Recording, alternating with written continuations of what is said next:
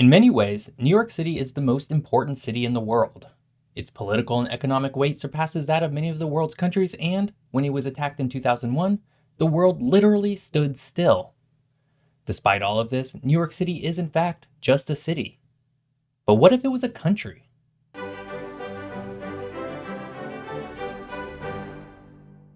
Hello and welcome to What If Geography, where we try and answer the great geographic what if questions of the world. I'm your host, Jeff Gibson, and today we're talking about New York City as a country.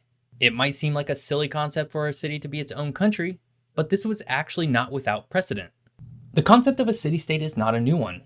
Historically, city-states have played a large role in the formation of some of our basic fundamental societies. Athens in ancient Greece was one of the most prominent historical city-states that led to the foundations of some of our core democratic ideas that we still use today. And, prior to its massive expansion as an empire, Rome was also a city-state, along with many other Italian cities. More recently, West Berlin was a de facto city-state during the period that it was physically separated from West Germany, and even Hong Kong and Macau were basically city-states until they were more formally absorbed by China. New York City as a city-state is not without its own historic precedent either.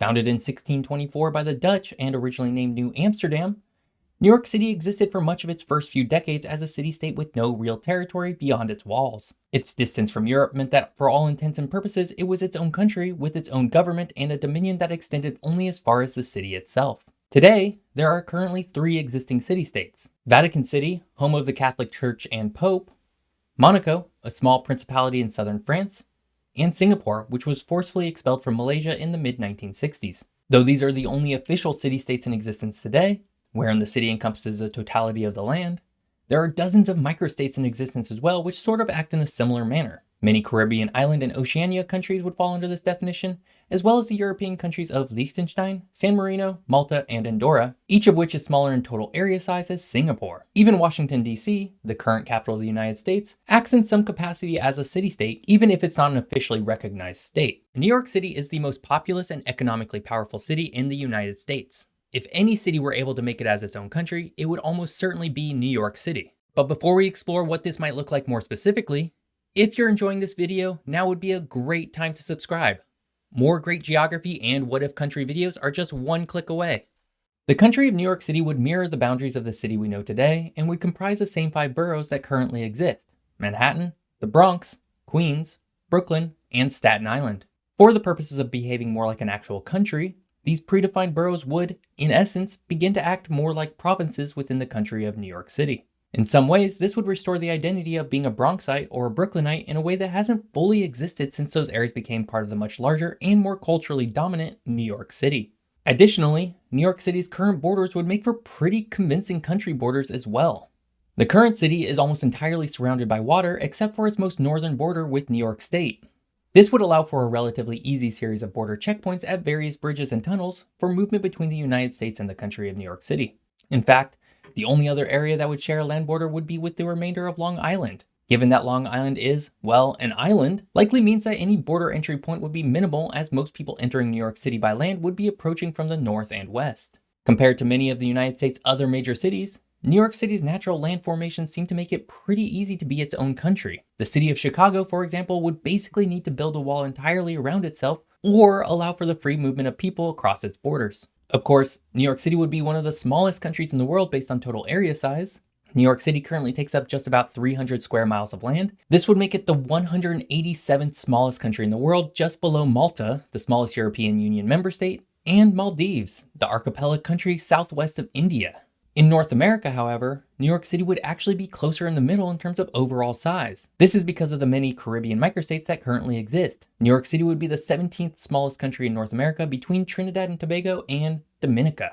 Of course, given the fact that New York City is a city-state, its relatively small size shouldn't be a surprise to anyone. What really counts here is the people who live within the city itself, and New York City would be relatively huge in this regard. New York City currently has 8.8 million people living within its borders. To put this in context, of the 50 states in the United States, New York City is more populated than all but 11 of them: California, Texas, Florida, Pennsylvania, Illinois, Ohio, New York State, Georgia, North Carolina, Michigan, and New Jersey. When compared to other city-states and microstates, it would be the most populated, beating out Singapore by about 2.9 million people. Speaking of people, New York City's population would be among the most culturally, ethnically, and linguistically diverse in the entire world. No other city or country has quite become the true melting pot in the way that New York City has. Today, New York City does not have a single dominant ethnicity by race or culture. White people make up about 30.8% of the population, Hispanic and Latinos at 28.7%, Black people at 20.2%, Asians at 15.7%,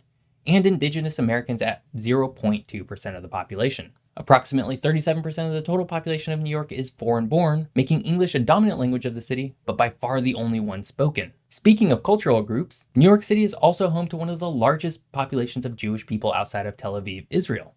At present, there are currently about 1.1 million Jewish people within New York City. New York City is also home to somewhere around 800,000 American Muslims, making the city the largest Muslim population center in the Western Hemisphere. Now, New York City as its own country would also be its own capital city. However, New York City is split between 5 different boroughs, each of which would act as cities unto themselves with the appropriate representation and political necessities. Given this, it's likely that the 5 boroughs would need a more robust governing system in place to represent their regions. Currently, each borough does have an elected borough president, however, this current position offers relatively few political responsibilities. If New York City became its own country, and given the fact that historically Brooklyn, Manhattan, Staten Island, the Bronx, and Queens were all their own individual cities with their own governments at one point, it would make sense that this kind of governing representation would return. After all, each borough is already far larger than the vast majority of American cities today. Brooklyn has about 2.7 million people, Queens has 2.4 million people, Manhattan has 1.7 million people, the Bronx has 1.5 million people, and Staten Island has 500,000 people. Put this in perspective, the entire state of Wyoming has 576,000 people. Wyoming, of course, has its own state government to represent these people, along with dozens of cities, towns, and counties, all with respective democratic institutions to represent the people who live within them. As such, it would make sense for borough governments to be in charge of making local laws and deal with local issues, and have New York City's current mayor and city council to assume national issues such as military, foreign relations, judicial systems, and the economy. Speaking of the economy, New York City would be one of the largest economies in the world. The current GDP of New York City is about $900 billion. This would make it the 19th wealthiest country in the world by GDP, just below the Netherlands and above Switzerland. On a per capita scale, it would perform even better. New York City currently has a GDP per capita of $75,000, making it the 9th wealthiest nation on a per capita basis, higher than the United States by quite a bit. Most of this economic power would be generated by the companies and businesses that currently call New York City home. New York City is often called the financial capital of the world, and for good reason. Goldman Sachs, JP Morgan Chase, Citibank, MetLife, AIG, Morgan Stanley, American Express, and many more financial institutions have set up shop in New York City. This is in addition to the New York Stock Exchange and NASDAQ stock markets, which make up the top 2 largest stock exchanges in the world. In addition to the financial industry, New York City would also be home to Verizon, Pfizer, Time Warner, Philip Morris, Bristol Myers, Colgate-Palmolive, and many more Fortune 500 companies. The city is also home to a robust tech industry endearingly named Silicon Alley. Etsy, Foursquare, Kickstarter, OkCupid, SeatGeek, Peloton, Squarespace, and many more tech companies call the city home. To call New York City economically powerful would be an understatement. Its capitalistic prominence has elevated the city to be one of, if not the most important city in the world. There's a reason why the 2001 World Trade Center attacks focused in on New York City, and that's because of the symbol the city represents to the United States and, more broadly, the Western world. To that end, New York City would need a military to protect itself from likely future attacks. Given that New York City has been a target multiple times over in the last few decades, it makes sense that it would be again in the future. Currently, New York City does not have a military.